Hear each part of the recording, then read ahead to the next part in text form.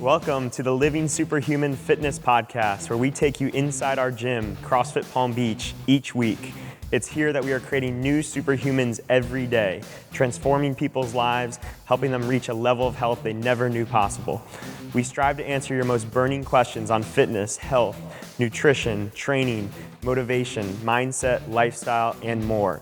If you have a question, please email us at info@crossfitpalmbeach.com. You can also learn more on our blog, livingsuperhuman.com. And if you have a moment, we'd love a review from you on iTunes. All right, it's time. Let's stop being average and start living superhuman.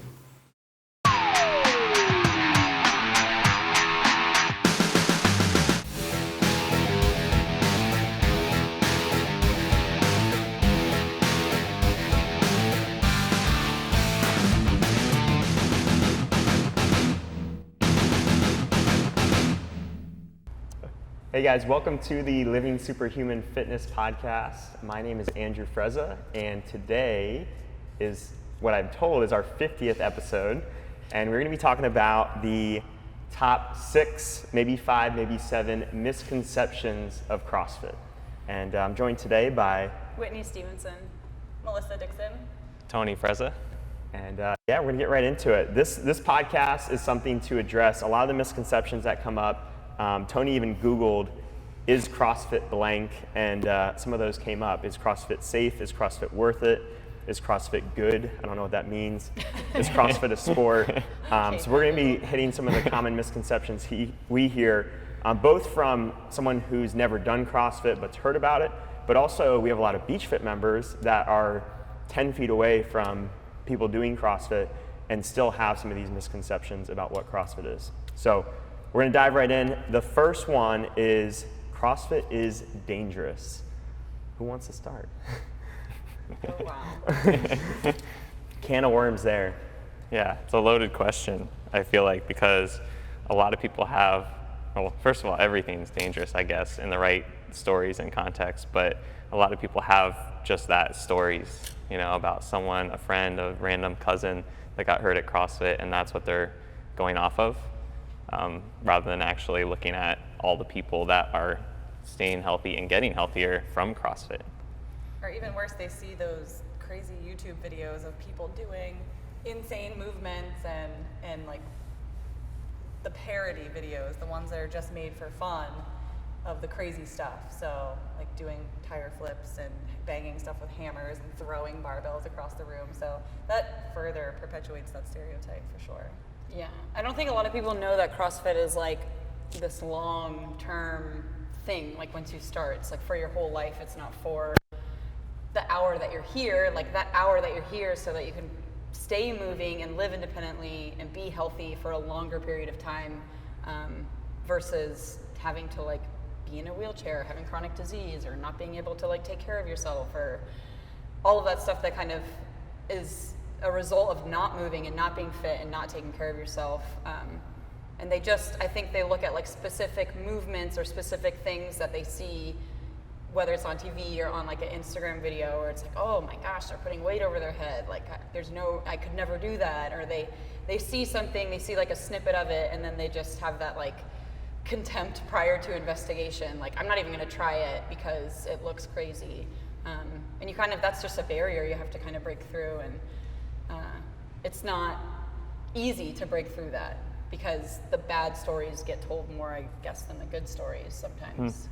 Yeah, and I think with that misconception, it's assuming that people walk in here perfectly healthy, and then they're getting hurt in CrossFit. And really, I mean, after doing this for 5+ years, we see the opposite. We see a lot of broken people come in here and they get fixed through CrossFit, and they have nagging back, nagging shoulders, nagging knee injuries that we help fixing through correct movement and strengthening the muscles around their problem areas over time. Yeah, I mean, even today, I mean, yes, people do injure themselves in the gym, like that happens everywhere. But even when I have conversations with people as a coach and they're telling me, oh, you know, my back's been bothering me or something's been up with this, and I investigate it, it's like, oh no, I did something at home, or I was like getting off of the toilet too fast, or something ridiculous, and I'm like, I do that all the time. It's sort of like, even still, when I'm expecting it, they're here, they're doing CrossFit. CrossFit is not what's injuring them. It's something kind of outside, you know, a mishap or like just whatever, wrong timing or something that's really causing the injury. And like once they're in here and they're giving us that feedback as a coach, now I can like really train them and coach them and help them heal and help them recover and guide them to where they're not going to get injured outside of the gym either. Like I know they're not going to get injured here because I'm making sure they're safe, but I know that their body is getting balanced, they're developing muscles, developing strength, so when they do stuff and they have a mishap outside of the gym, it's not an instant injury. Mm-hmm. Yeah, a lot of stuff we're doing in here, it's like, it's not new stuff. It's taking the best of other fields out there. So, you know, like running and powerlifting and all these different things, we're trying to take the best of those elements. And I think also our approach has a lot to do with it as well. Is like, I think people, whether it's a beach fitter who's scared to come to CrossFit or someone who's just scared to walk into either of those two programs, they're kind of expecting that we're going to force them to do something they don't want to do, and that they're not going to have the ability to say no or choose a lighter weight. And I mean, that might happen at some gyms, but like generally our job is to do the opposite. We're trying to slow members down all the time, and people want to take on more and more and more. And we're having, as coaches, a lot of times to diminish that little bit of ego that creeps in, which can actually put people more susceptible to injuries. CrossFit's really preventative in that way, like Whitney was saying. Like, if you have that client who comes in and they hurt themselves outside of the gym, we're like reflecting on that. Okay, how did you do it? You were picking up a heavy bag of mulch in your yard. Here's how you can do it better, and deadlifting to prevent and strengthen their core, so that way next time they're out in their yard picking up mulch, they're going to remember, okay, I'm going to brace. You know, I know how to effectively move things around in life in general. So it kind of translates. Oh, it definitely does. Yeah, that's why it's functional movements. Mm-hmm. Cool. Well, let's kind of segue right into one of the big misconceptions is that every CrossFit gym is the same. So once this kind of oversees a lot of these misconceptions, is once you have 2 or 3 of these misconceptions, you start to apply it to every CrossFit gym or just any group exercise gym in general and say that it's all the same. So if that issue's happening at one place, it's going to happen at another place. So what are some of the ways that we do things differently and try to kind of separate ourselves as a CrossFit gym that may not be at a traditional boot camp gym or other CrossFit gyms out there? I mean, we have like a very high standard of like your coach's relationships with the members. Like, I know a lot of the members that I coach consistently on a consistent basis, their injuries, what bothers them, how to change a workout for them, how to coach their intensity, what they look like when they're moving safe, what they look like when they're tired and not necessarily moving safe, how to adjust them. And that's only me. I mean, that's every coach here is trained to kind of like dive into that. Now, not every gym holds that standard, which is kind of where you get into that, like, you know, I dropped in at such and such gym and I had a bad experience, and then, but I think that's part of what makes CrossFit great, is that it has a business model that the successful gyms will have been around for a long time. They will have a big number of members. They'll be like little keystone pieces you can either look on the internet or even if you just drop in and see, you'll know like, all right, this is a solid gym, just based on like how many members they have, how long the gym's been open, stuff like that. And you know that they're doing stuff right. And like, fortunately, like everyone wants to do stuff right because we're all very competitive people, even other affiliate owners, so they want to make their gyms better. So it's sort of this continuing push to like not only make gyms better, but make people better too. Yeah, and I think in any business, it comes down to like the people running it. You know, whether you're running a gym or a donut shop or a coffee shop or whatever, like it's the people behind the counter that are making that business what it is. So to say like all businesses are the same just because we share the same CrossFit brand, it's very unfair to label everyone the same. You know, we're all independently owned. Most owners of CrossFit gyms only own one gym, right? They're pouring everything they have into that one gym. And I haven't, like, the group of CrossFit owners are probably the most caring people I've seen in any industry. Like, they take caring to a whole new level, you know, as a whole. Yeah. Yeah, there's so many things that go into what we do to try to be different. Like our on-ramp program is an example. Like sometimes people get upset, sometimes our own members get upset about not being able to just bring a friend into classes who's never tried a class. And you know, so much of that is we have to kind of protect people from themselves in that standpoint of injuries, of not having an ideal experience, not really understanding why they're doing CrossFit. So you know, when we start people out, they start with 5 personal training sessions before they even jump into a group class. And not only does that keep that new person safe, but it allows a coach, like as Whitney's talking about how much care she puts into a current member, it allows her to reserve her caring for someone who is experienced, who's been here a while, so that way she's not getting sucked into spending 30 minutes of her 60 minutes with a brand new person in class. She can divide her time up equally with all the members and give people equal attention. So that way, you know, even if you're an experienced person, there's times where I move unsafely as an owner and a coach, and like Whitney's on it, like our other coaches are on it. They're picking it out. So you're never going to get to a point where we're giving up on you or we're letting you kind of do your own thing. We're always going to be on you from a technique standpoint. Yeah, I think that's so important. I mean, I'm like I guess more elite athlete. So if I drop into a gym, I'm normally not coached, and I don't like that. I like to have feedback. I like to be coached. And one of the philosophies I took from my old job that I apply here, and I think we all apply really well, is like, in my old job, it was like, it doesn't matter how much money somebody's spending in the store. Like, they could be spending $11 on a headband or, you know, $1,000 on a bunch of pants. Like, you're going to treat them exactly the same. And like, that's the same way I treat, you know, a new member and somebody who's been here for a long, long time. I still want somebody who comes here every day that is, you know, knows what they're doing, knows what we're about. I want them to enjoy that hour just as much as a brand new person. And the same thing with the new person. It might be like different ways of approaching them or coaching them, but I want to make sure that I've touched on both. I think a huge thing that we do differently here that I don't see in a lot of gyms is, even with our more advanced athletes, it's not always a discussion of competition. Like, it's not always, oh, who got the best score, who got the fastest score. We're more about reflecting and looking at the quality of the movement. Like, yeah, I got 10 rounds, but you weren't opening your hips, you weren't finishing your rep, you know. There's a lot of conversation on quality of movement versus the competing side of things. So you know, you're not celebrating your 10 rounds if you were cheating reps. You're really not telling anybody about it in this gym, where I've dropped into other gyms and it perpetuates that safety stereotype of it being dangerous, where, you know, they're doing crazy fast snatches, but nobody's even locking out their elbows or opening up their hips, or they're doing box jumps where they never open up at the top. They're just hopping up and hopping down, and you kind of look at those gyms and go, you know, something's not right here, something's amiss. And if that's the first one you drop into, or the first one you ever sign up for, that's your whole perception of CrossFit. That's all you know.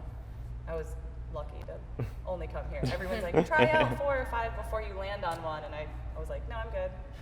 That's good advice to try out a couple. Yeah. You know, don't just go to one class and make an opinion. I think that's where a lot of these misconceptions come from.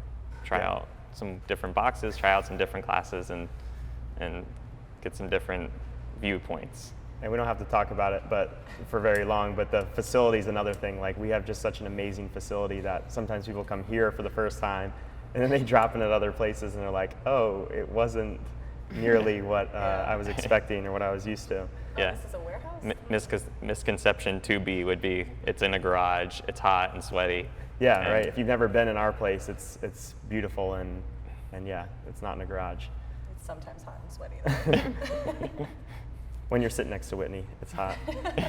So next one is, we kind of have two sides of the same coin here. We hear so many females that say, I don't want to do CrossFit because it's going to make me bulky. And then we hear so many guys who say the opposite, which is, I don't want to do CrossFit, it's too much cardio, I'm going to lose all my gains, bro. And, you know, I don't want to get small from doing CrossFit. So neither one's really true. How do you guys tackle that when you guys hear that? Oh, my favorite response to this, and it's like in a CrossFit commercial, and it's Brooke Ensa's response, and she's like, how am I supposed to look? Like, especially for women who have this misconception about being bulky or muscular or strong. CrossFit is about making you the healthiest you. And like that journey can take so many different routes. I mean, for me, it's different than for Mel, but we're both on this journey to our best, healthiest self. And like, it doesn't necessarily mean that I'm just going to put on a bunch of muscle and like turn into this like bodybuilder. And it doesn't mean that she's gonna wither away to like a leaf. Like, I'm so worried about my mass. I'm trying to get bulky. It's definitely, it's somewhere in between. And I don't know. For me, I try to like avoid even going into like the appearance and try to focus more on like your overall, like how do you feel? How is your brain working? How did you feel like after you did 2 weeks of CrossFit? Like, was your mind functioning better? All of a sudden you have that like trickle down effect where you start taking care of things outside of the gym so much better because you want to feel better in the gym, so you're doing all these other things better. And like, there's so much more to talk about, like the benefits that affect your life rather than to harp on this like number on the scale or this appearance of how I'm supposed to look or what I'm supposed to look like or what I want to look like, because no one really knows. No one really knows like what your ideal image is. Like if I open a magazine, I'm gonna see women of all shapes and sizes, and I'm gonna see women that are way smaller than me that I will never look like that because that's not my healthiest me, and I'm on a journey to my healthiest me. Same thing for guys, like it's a little bit, it's skewed the other direction, but I feel the same way. Like just because you can deadlift 1,000 pounds does not mean you're necessarily healthy if you have to go to bed with a sleep apnea mask on. You know what I'm saying? So it's like, you have to put looks aside sometimes and more look like within for how you're feeling. That's what I try to address as a coach. I've definitely had that shift as a female. I came in thinking like, well, I'm gonna do this, but I'm gonna do it in a way where I don't get bulky. Like thinking I could trick the system or something. And I feel, and I taught it at Globo gyms before. I was an aerobics instructor before, and I was really lean, but I was that skinny fat. Like that lean, but I didn't have a lot of muscle tone. I guarantee if you put me on the in-body machine, my ratios were not in healthy parameters. And I would think like, I'd see the CrossFit Games athlete in the sport of CrossFit. I was really into it. And I'd look at that and like, I don't want to get that big as a woman, but then I didn't realize I was looking at the sport of CrossFit. And I didn't realize I was looking at people who put more things into their body performance-wise. They do higher skills. They do extra work outside of that 1 hour of class. And I'm a product of 1 hour a day, you know? Yeah. I've had such a big journey with myself. I started getting to, well, I kind of do want that body. Like I do want that because that's my abilities going up. Like I'm so much more ability focused in what I can do inside the gym, my numbers, what I can lift, like, and my husband loves my physique, so I'm winning in that department too, because he's like, you look so much better than when you taught at the Globo gym, you know? And that means a lot to me. Yeah. That it's not something that he's thinking is too masculine that he's excited about, and he never knew he would be excited about it either. I think a lot of people get discouraged, or not discouraged, but there's a misconception about how you look, because also a lot of CrossFitters have images taken when they're working out. Like when blood is like pumping through your body and you are pumped up, like you are more bulky. Like when you're in the middle of a workout and your heart rate's at 180 and you're sweating and you're pumped up and your arms are jacked, your face does something weird. Your face is doing something weird. Like you're gonna be, you have 3 extra chins. I don't want my face to change like that. I'm not gonna do CrossFit. Like you're just gonna look different than you do when you're just like, you know, walking around weight, you know, or like normal day-to-day activity weight. So I think it's sort of one of those things you have to kind of look beyond the Instagram page. Like it's not all, you know, like 6-packs and mass. Mm-hmm. Yeah, I think to me it undervalues the work like someone like Whitney or even Mel puts into their training, because it's like, it's not gonna happen overnight. A lot of our female coaches are like, I wish I could put on more weight. They're trying to put on more weight and they can't. And like, you're not going to wake up one day and go, where did all this muscle come from? Like it doesn't happen for guys with a lot of testosterone. It's not going to happen for females. And you know, to address, I guess I'll address the guys a little bit. I started in the LA Fitness Globo Gym, and I remember I was doing like 2 to 3 days of CrossFit, didn't want to do too many at first, and then like 4 to 5 days of my LA Fitness routine. And I remember after like 2 months, not only did I look better than I ever had, I had more muscle than I ever had, but I would walk out of LA Fitness and I go, what did I just do for the last 45 minutes to an hour? And then I walk out of CrossFit and be like, I just was productive. Like I did something with that hour. And now, like as Whitney's saying, you can take that to the rest of your day, and there's so many more benefits that like once you get a couple months in, you're not even, the thought doesn't even enter your head of like, am I bulky? Am I losing my gains? Like you're so far beyond that. Mm-hmm. Usually we can just look around the room and just be like, all right, like I don't want to get bulky. I'm like, oh, look at Coach Whitney. Is she bulky? No, she looks great. Okay, well, you will never work as hard as her, so you won't get as big as her. Yeah. And you had a very elegant answer. Mine is a little more sarcastic. I had a conversation with a client this morning who was like, well, maybe I'm not going to do the snatches over there. And I was like, well, have you seen Olympic weightlifters like in the Olympics on the stage doing a snatch? Like those girls are kind of tiny. Like you might shop at TJ Maxx next to her and be like, oh, she probably does yoga, and not even know that she can snatch 100 pounds more than you. Yeah. So you're not going to get bulky because you do snatches on a Friday. Yeah. Like it's not gonna happen. So our next misconception is that CrossFit is, it's like what you see on TV. It's like the CrossFit Games, or on that same kind of token is like, it's too competitive. I'm not a competitive person. I'm not looking to compete. I just want to be healthier. I just want to lose some weight. It's, first of all, it's very different from what you see on TV. Even at this point, I mean, we have people that train hours and hours and hours and can't even make it to that next level. Like it's so hard to do it. And it's a huge separation from what's on TV. And even, it's a huge separation from an everyday member and someone who's doing more than an hour a day, So what are some things that you guys would tell someone who thinks it's too competitive or it's not like what they see on TV? A lot of the movements like you'll never see in our gym, like even. So like I remember like over the years, I've always taken that as like a gauge to my progress is like I could do a regionals workout. Granted, 20 minutes past the time cap, but I had it in me to do it. Like now it's starting to be like, ring handstand push-ups or like the handstand walk you had to do. Like I'm just not going to do that, and you won't really see it in here either. And so there's going to be more and more, is what I'm trying to get at. The gap's getting bigger. The gap's getting bigger, exactly. Yeah. It's going to look more like this unachievable thing that you'll never do to kind of separate it on its own. But right now, there's still that misconception. Yeah, I mean, the CrossFit Games is a combination, and it's a test to ultimately find somebody who's completely fit. Like, it's a test of fitness. It's not a spectrum of health, which is what we have in the gym. We have people on the health spectrum.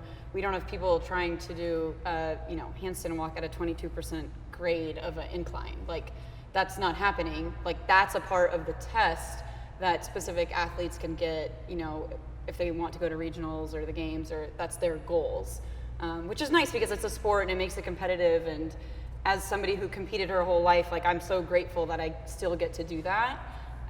But it would be like watching the Olympics and being like Michael Phelps, who swims 10K twice a day, and being like, well, I'm never going to get in a pool because I'm not going to do 20K a day. Like, what? You're never going to go enjoy a pool? Like, you're never going to swim? You're never going to like feel what it feels like to float around in the water?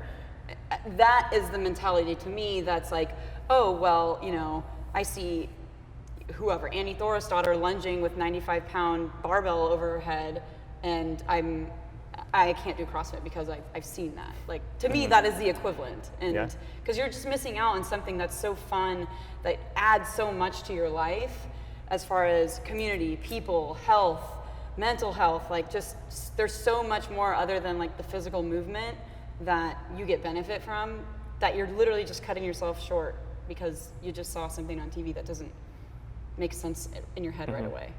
Yeah. And like, all sports can be like dumbed down to where you can handle it. Yeah. You can go outside and throw a baseball with your kid. Yeah. You don't have to go play in the majors to do that. But Oh no, Dylan, I'm not going to play catch with you because I can't throw you a 102 mile exactly. fastball. And you definitely can't catch it. But that's the thing, like you're missing out on potentially getting to learn CrossFit yourself and share it with future generations, because it is a sport, but as all sports, it can be fun at your level and enjoyed at your level. Yeah, we talk about it with the members we had on other podcasts. We talk about most of what we're doing in the gym is not competing. We're training, we're practicing stuff. Even the best in the world, if you've seen that, they're way sloppier in their competing than they are on their day-to-day basis, right? You're seeing the top 1% of their training even. So, what we're doing in here, we're trying to refine mechanics. We're trying to create a stimulus that's going to help you lose weight, help you get stronger, help you live a healthier life. So it's so different when you approach a workout with the mindset of like, I want to learn something in this workout, I want to leave better than I walked in, versus like, I want to showcase my abilities.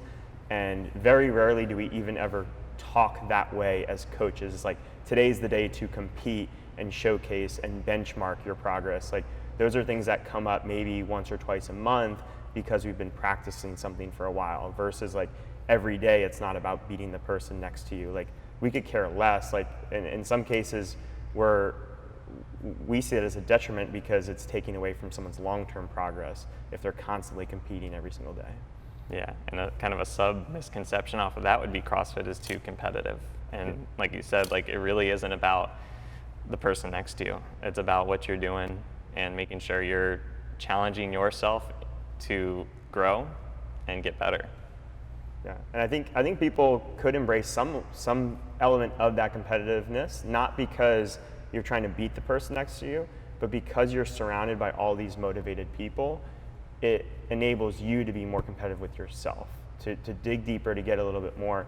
So I think embracing some level of that competitiveness so you can become a better person is good, but realizing that we don't care who wins a workout or anything like that, and you shouldn't either.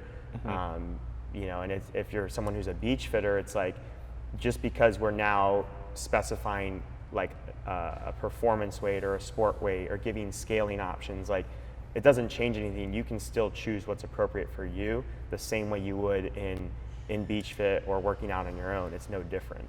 Yeah, I would say it's as competitive as you want to make it. So there are definitely members that want to make it competitive every day, and that could be a little bit of a detriment, and it could be really fun for them because they were competitive their whole life, and this feeds that, this satisfies that element.